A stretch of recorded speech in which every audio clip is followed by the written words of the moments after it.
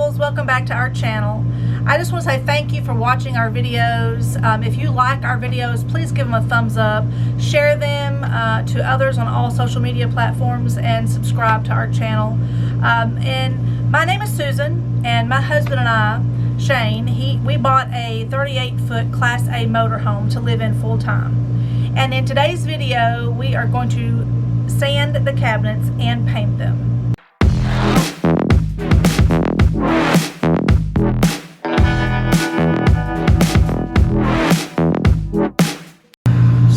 Advice: whenever you go to take your cabinets down, you need to make sure the cabinet doors, you need to make sure that all of the doors and all of the hardware goes exactly back to where you took it from, because some doors are shaped a little bit differently, some of them are warped a little bit, some of the hinges won't quite work right if you don't put them right back to where they were. So to save yourself a lot of trouble, label them. So get yourself a Sharpie or something and label the hinges. Well, also keep everything in its own Ziploc.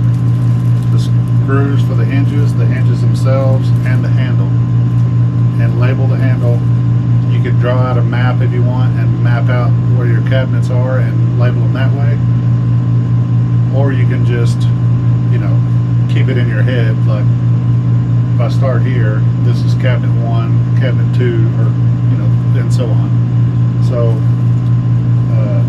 that's what I'm going to do now. I've already taken the handles off of this one and the screws, and I'm going to label these before I take them off. I'm going to call this cabinet 1 because I'm going to go right to left. So, and I'll just call them 1A, or 1 up and 1 down. And you can mark on the back side of the hinges with a Sharpie because it's going to be against the wood, so you'll never see it where you marked it, so it's okay.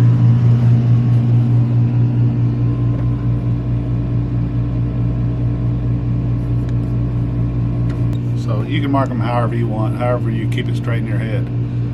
But to me, that's simple. 1 up, 1 down. This one will be 2 up, 2 down, you know, and so on. So, and you can mark the doors the same way. Like the spot where the hinge goes, that's where you can mark your door. So, because the hinge is going to cover it up, you'll never see it. So, even if the door is freshly painted and everything, you can still mark it right where the hinge goes, not have to worry about it.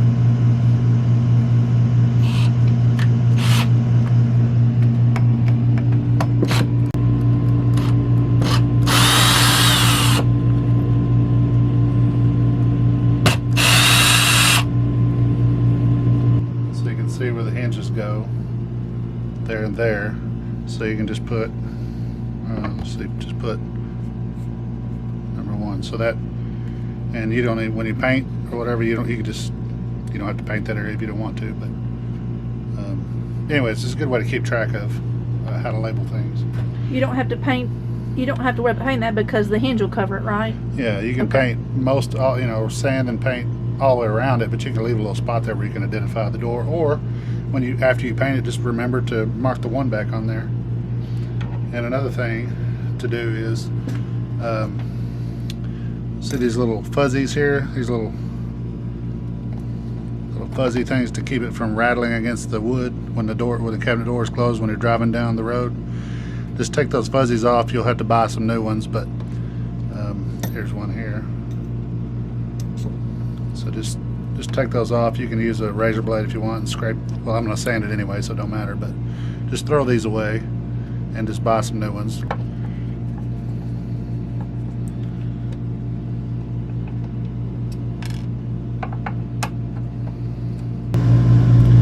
Okay, a little word of advice.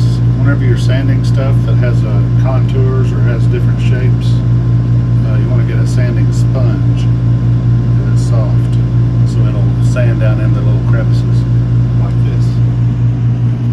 See how these doors are got the different shapes? And it goes in and then back out.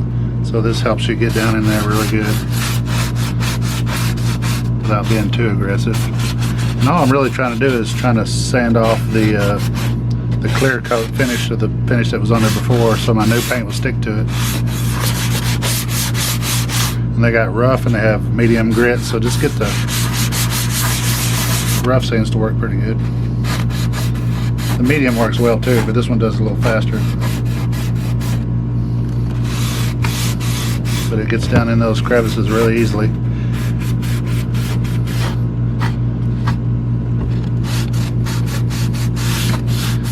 And even along here. Not to push that hard, you can use the corner of the sponge on those areas like this. Sanding block, or whatever you want to call it. The paint we chose is high gloss, so that it'll clean easier. See how that contours to it?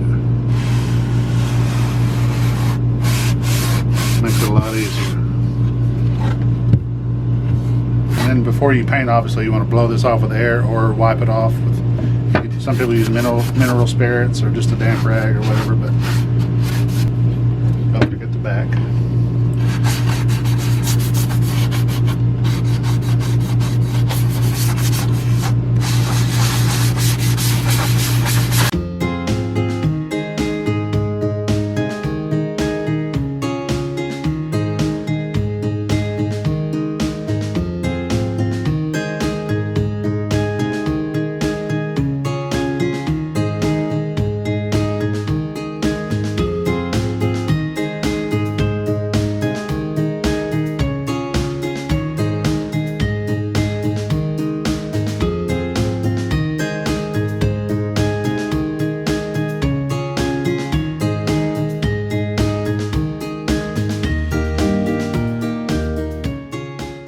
Now I'm going to do some sanding. I'm going to use a mechanical or plug-in sander for the flat parts, and I'm going to use the sponge sander for the contours and curves and things like that.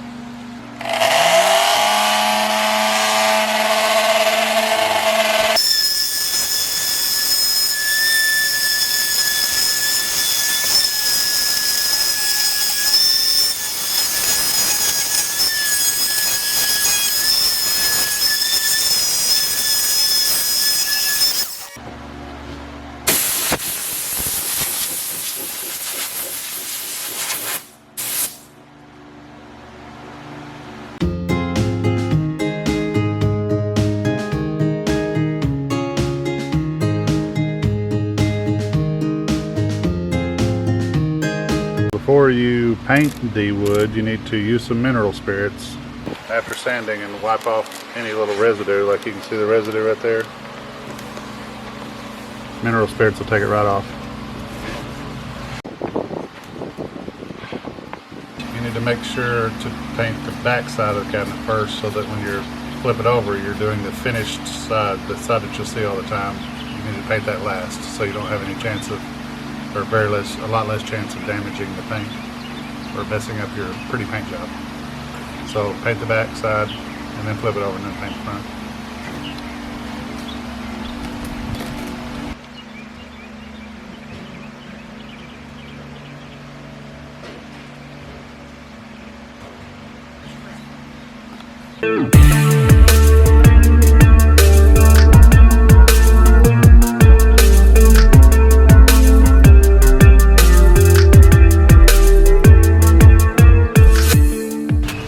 A roller to roll your cabinets, especially with high gloss paint, sometimes the lint from the roller will come off and it'll be visible in your finished paint job. You don't want that. So I use a sponge. You can kind of see it on the edge there. It's a yellow kind of a sponge, but but it still puts kind of bubbles in it. So I'll show you. But the way to fix it is to rub it out with a paintbrush. I don't even know if you can see it on camera there, but this is a second coat, obviously, but it leaves little bubbles in it. You don't want that because you want it to be a shiny, glossy surface. So anyway, you get down in all the little cracks all around there, and then you have a brush handy.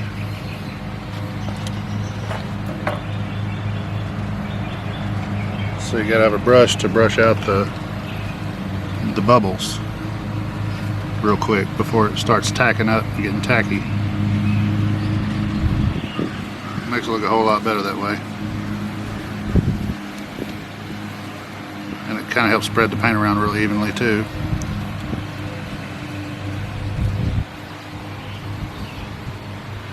So that's how you handle that situation.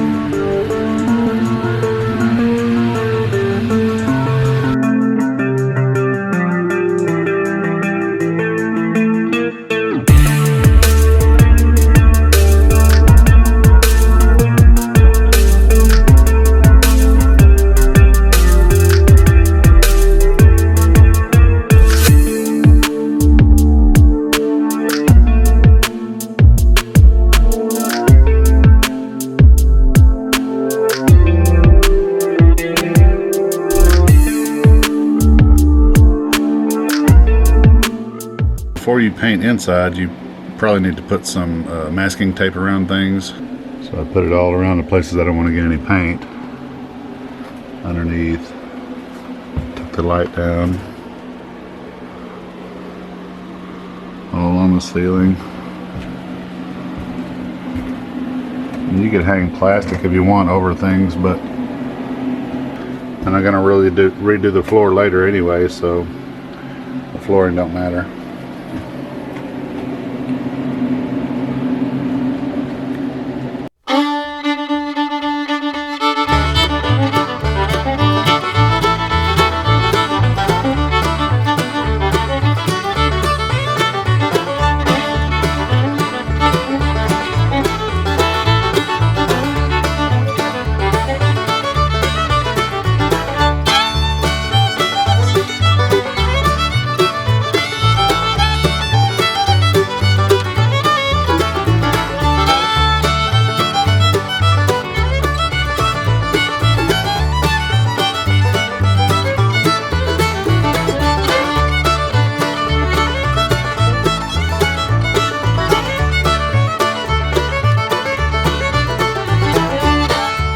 So now that I have 2 coats of paint on the cabinets and they're dry and everything, now I'm going to put them back together so we can see the finished product.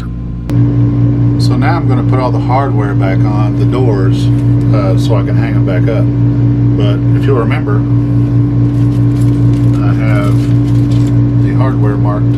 This is door number 1, and there's one marked on here. So this is all the hardware for the first cabinet door. I like to start with the handles first. That way you have something to hold on to when you're handling the drawers.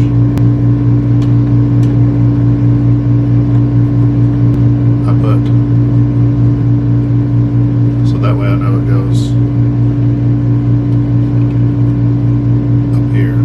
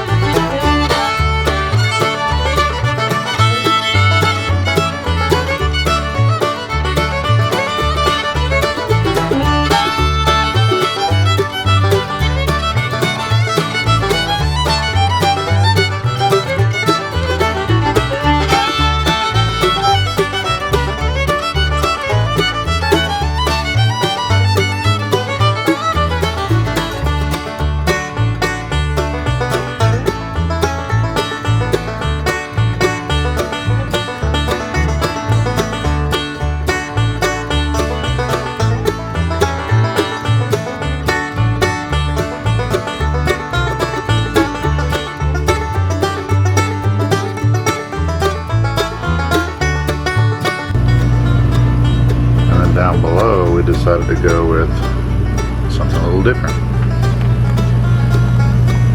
Blue.